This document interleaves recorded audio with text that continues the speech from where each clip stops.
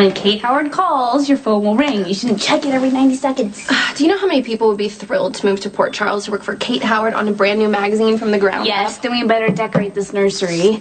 Or you're chained to a desk answering phones. Do you really think she'll hire me as her assistant? Yeah, I would. Okay, so, where's it? I was thinking a soft blue for the background and then the trim in cream color. For a closet? It's a dressing area, and with a little creativity, it's going to make the perfect nursery. Oh, you can't put your baby in a closet.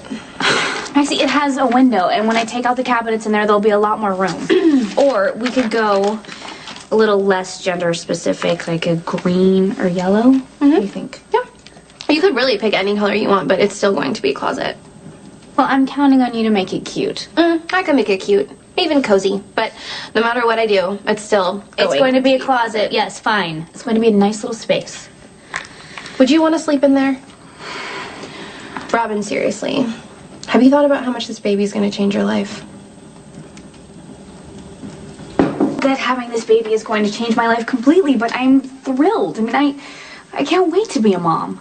Okay, Mom. Well, eventually your baby's going to want a bedroom, not a closet.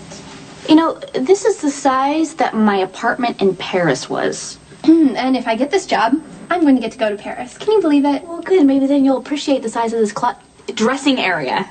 Anyway, you know, babies, they don't take up that much room. Oh, really? What about baby books and toys and bath stuff and clothes, which you better let me pick out, by the way? Of course, I'm counting on it. Your baby's gonna need towels and sheets and a crib and a toddler bed and a playpen, some little cars with pedals on them, a bike with little training wheels. Oh, Right, but that's years from now. You know, for the first year or so, all the baby will need is food and warmth and me.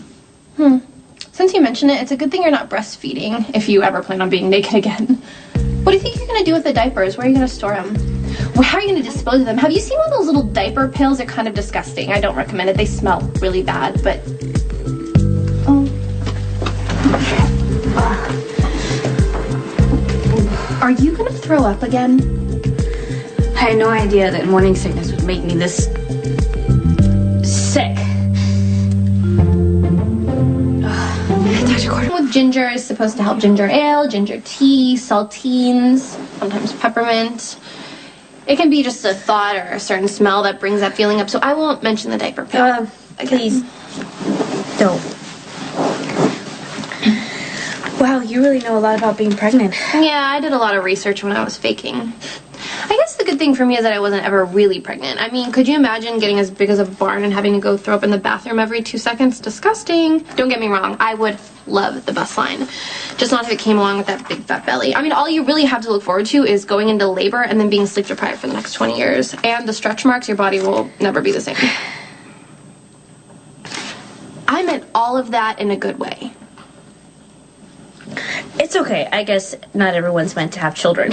Yeah, like my parents. Oh, come on. Frisco and Felicia love you very much. I'm not gonna have this fight with you again. We're supposed to be focusing on you right now. So is there anything else you need besides a 2-bedroom apartment? I don't know, a nap? The other day, I almost crawled underneath the table during a staff meeting. I mean, just for a couple minutes, just to take the edge off. That sounds awful. It was. I would never admit it at work, but those long shifts are costing me more than they used to. Hey, you don't have to be a superhero. You have nothing to prove. Just have the baby and be happy that it's Patrick's. Well, that was an accident. You know what's funny? If I ever said that to someone, they'd think I was lying, that I set the guy up, but... You're like Georgie. You guys never had a devious thought in your life. I'd like to think that Georgie had a part in all of this, you know. Our child was conceived the night of her funeral. She brought Patrick and me together in a way. I like that. It's like as if, as she was leaving us, Georgie gave us a whole new person to love. Dr. Quartermain is stable, but she needs more blood work and another scan. Excuse me. Hey, I'm glad you're here. We're busy. Before you jump to any conclusions about me being late because of my morning sickness, I was supposed to come in late today. It's on the schedule. I have a life outside of this hospital, and that includes being pregnant. Any questions? Yes, just one. Mrs. Jackson at 619 would like to go off her soft diet. Does she have your permission? Yes, she does. Thank you, doctor. Want to take a look at these test results? Yeah, is that the cerebral aneurysm? Okay.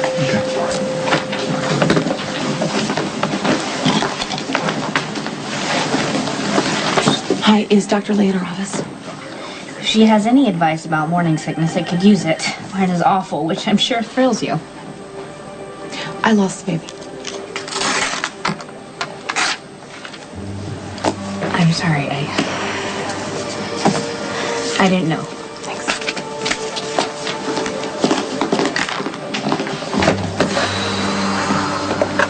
Hey,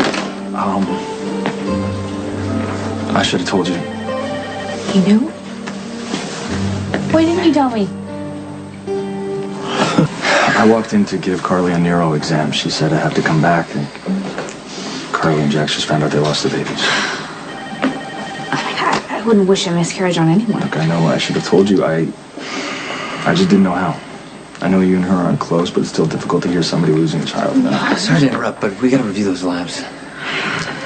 Yeah, can I talk to you later? Yeah. Tiffany, can I have the blood work on Mr. Hughes? It's in there. You know what? Patrick can handle that. I'm going home.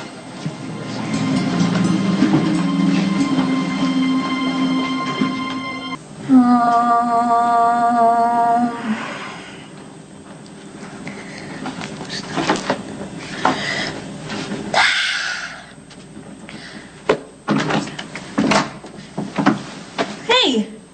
You can't just walk in here without knocking. I knew you would be doing something like this. Relaxation is essential during the first trimester.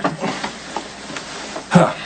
I take it so is folic acid, magnesium, selenium. Water's always good. What's that? Oh, Kelly recommended it. It has a lot of useful information. It's sad what happened to Carly, but it doesn't mean it's going to happen to your baby. Yes, but you never wished anything bad to happen to Carly. You never said that she'd be a horrible mother.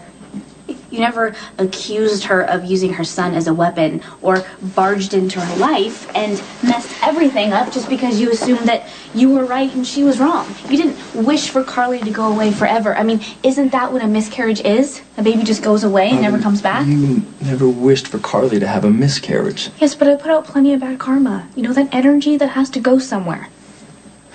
This wouldn't be a good time to blame hormones, would it? Well, I'm not taking any chances.